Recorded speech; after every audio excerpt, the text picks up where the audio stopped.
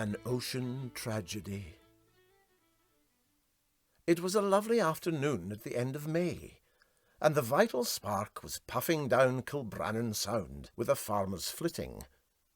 MacPhail the engineer sat, with his feet among the engines and his head in the clouds, as Dougie put it, in other words, on the ladder of his engine room, with his perspiring brow catching the cool breeze made by the vessel's progress, and his emotions rioting through the adventures of a governess in the Family Herald Supplement.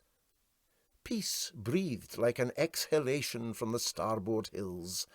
The sea was like a mirror, broken only by the wheel of a stray porpoise. And Sonny Jim indulged the captain and the mate with a medley on his melodeon. "You're a capital player, Jim," said the captain in a pause in the entertainment. "Oh, yes, there's no doubt you are clever on it. It's a gift. But you havena the selection. No, you havena the selection. And if you havena the selection, where are you?" "He's doing his best," said Dougie sympathetically, and then, in one of those flashes of philosophy that come to the most thoughtless of us at times, "A man can do no more." "What selections are you wanting?" asked the musician, with a little irritation. "If it's Gaelic songs you're meaning, I would need a dram and the night off." "No, I wasna thinking about Gaelic songs," explained Parahandy. "When we're considering them, we're considering music. I was talking of the bits of things you put on the melodeon.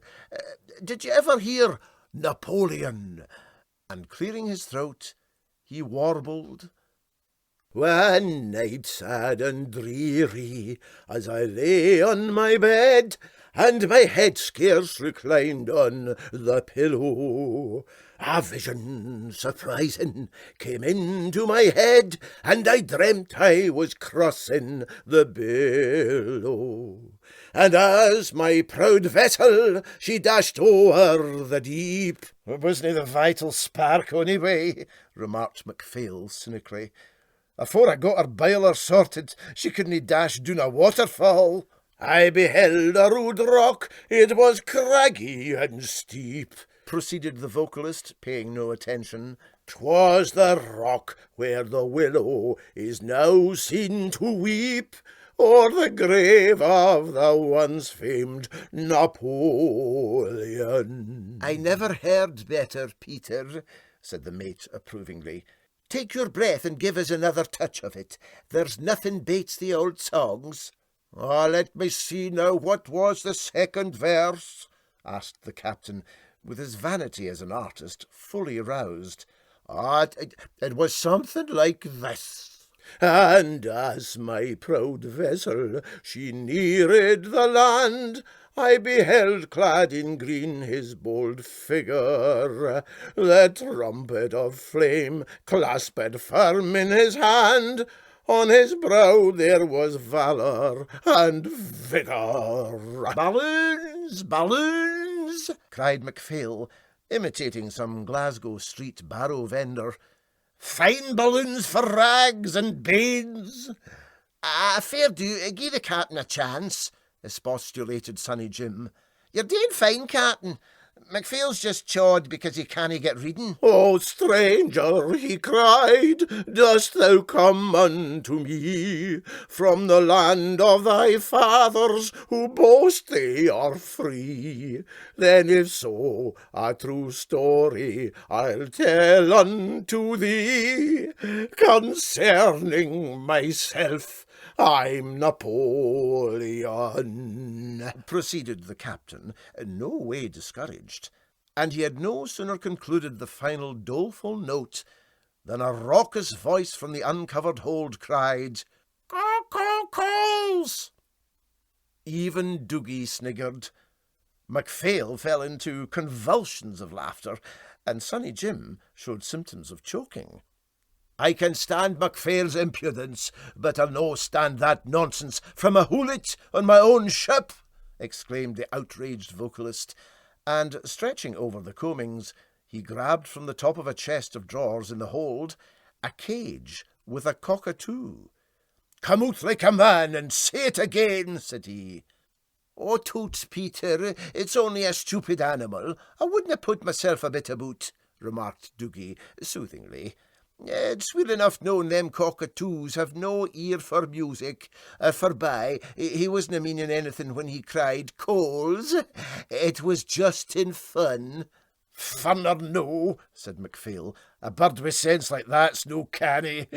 Try him with another verse, Captain, and see if he cries in the polis." "If he says another word, I'll throw him over the side," said Parahandy. "It's nothing but mutiny." And with a wary eye on the unsuspecting cockatoo, he sang another verse. "You remember that year so immortal," he cried, "when I crossed the rude Alps famed in story, with the legions of France, for her sons were my pride, and I led them to honour and glory." "Oh, crikey, chase me, girls!"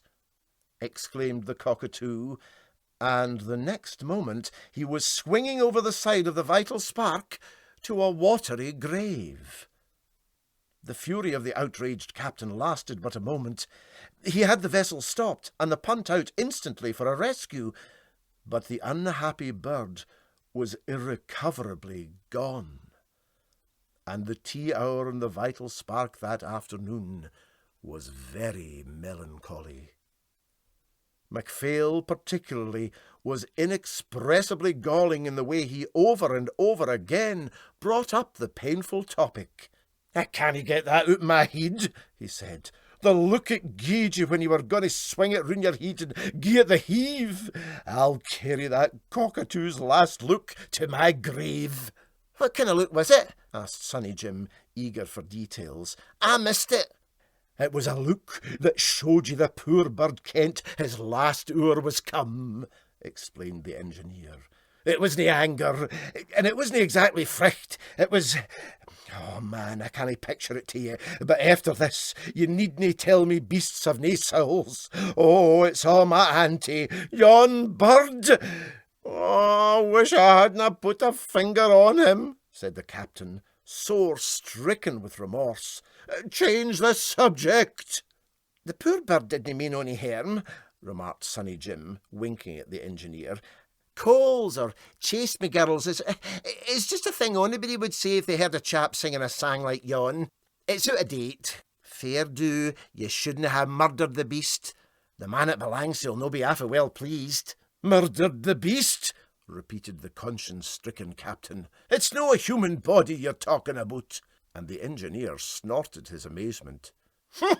"Michty captain, is that all you ken?" he exclaimed. "If it's no murder, it's manslaughter. Monkeys, cockatoos and parrots all come under the Act of Parliament. A cockatoo's no like a canary. It's able to speak the language and gie an opinion. And the man that would kill a cockatoo would kill a Wayne." "Oh, that's right enough, Peter," said Doogie pathetically. "Everybody kens it's manslaughter. I never saw a nicer cockatoo neither. No, nor a better behaved bird. Oh, it's an awful pity. Perhaps the police at Carradale will let the affair blow by."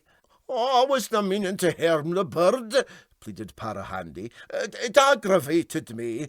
Here was I, standing here singing Napoleon, and the cockatoo was yonder, and he hurt my feelings twice. You would be angry yourself if it was you. My nerves got the better of me." "If the police cross-examine me," said the engineer emphatically, "I'll conceal nothing. I'll no turn king's evidence or onything like that, mind.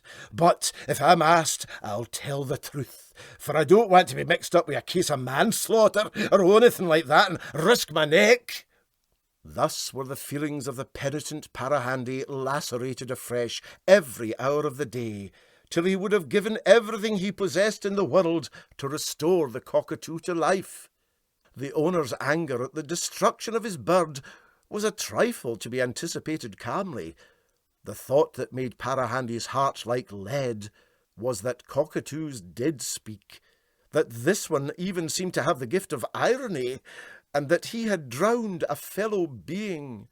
It was, in fact, he admitted to himself, a kind of manslaughter. His shipmates found 100 ways of presenting his terrible deed to him in fresh aspects.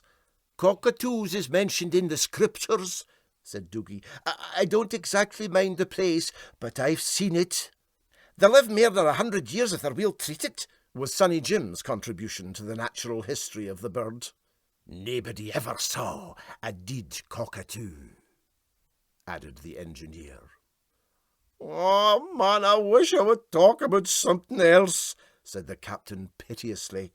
"I'm troubled enough in mind without you bringing that accursed bird up over and over again."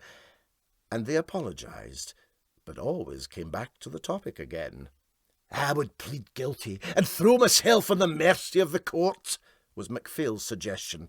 "At the maist it'll no be mair nor a sentence for life." "You could say you did it in self-defence," recommended Sonny Jim. "They cockatoos bites like onything." "A great calamity," moaned Dougie, shaking his head. When the cargo of furniture was discharged and delivered, the farmer discovered the absence of his cockatoo and came down to make inquiries. He fell over the side," was the captain's explanation. "We had his cage hanging on the shrouds, and a gale struck us and blew it clean off. His last words was, 'There's nobody to blame but myself.'" "Well, there was no gale about here," said the farmer, suspecting nothing. "I'm gey sorry to lose that cage. It was a kind of a pity, too, the cockatoo being drowned." "Say nothing about that," pleaded the captain. "I have been mourning about that cockatoo all week. You wouldn't believe the worry it has been for me. And when all is said and done, I consider the cockatoo had the best o' it."